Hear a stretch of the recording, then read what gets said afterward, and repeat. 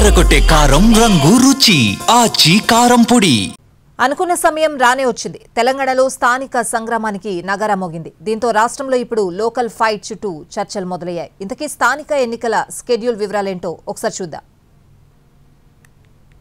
తెలంగాణలో పంచాయతీ ఎన్నికల నోటిఫికేషన్ను రాష్ట్ర ఎన్నికల కమిషన్ విడుదల చేసింది.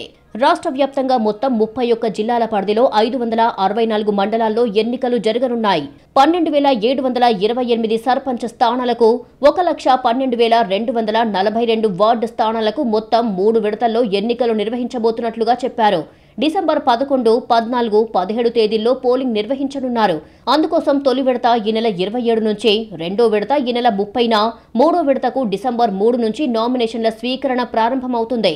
ఉదయం 7 గంటల నుంచి మధ్యాహ్నం 1 గంట వరకు పోలింగ్ నిర్వహించి అదే రోజు మధ్యాహ్నం 3 గంటల నుంచి ఓట్ల లెక్కింపు చేపట్టనున్నారు. రాష్ట్ర వ్యాప్తంగా ఎన్నికల కోడ్ మంగళవారం నుంచే అమల్లోకి వచ్చిందని రాష్ట్ర ఎన్నికల కమిషనర్ రాణి కుముదిని స్పష్టం చేశారు. ఈ రోజు నుండి ఎంసీసీ కోడ్ కూడా అమల్లోకి వస్తుంది.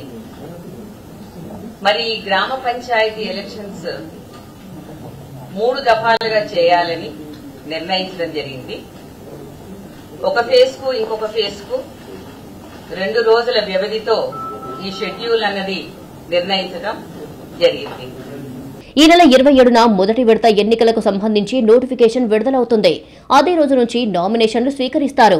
29 వరకు నామినేషన్ల గడువు ఉంటుంది. రెండో విడతకు సంబంధించి నవంబర్ 30న నోటిఫికేషన్ విడుదల చేస్తారు. అదే రోజు నుంచి నామినేషన్ల స్వీకరణ మొదలవుతుంది. డిసెంబర్ 2 వరకు నామినేషన్లు స్వీకరిస్తారు. మూడో విడతకు సంబంధించి డిసెంబర్ 3న నోటిఫికేషన్ రానుంది. డిసెంబర్ 5 వరకు నామినేషన్లు స్వీకరిస్తారు. రాష్ట్ర వ్యాప్తంగా 1,66,55,186 మంది గ్రామ ఓటర్లు ఉన్నారు.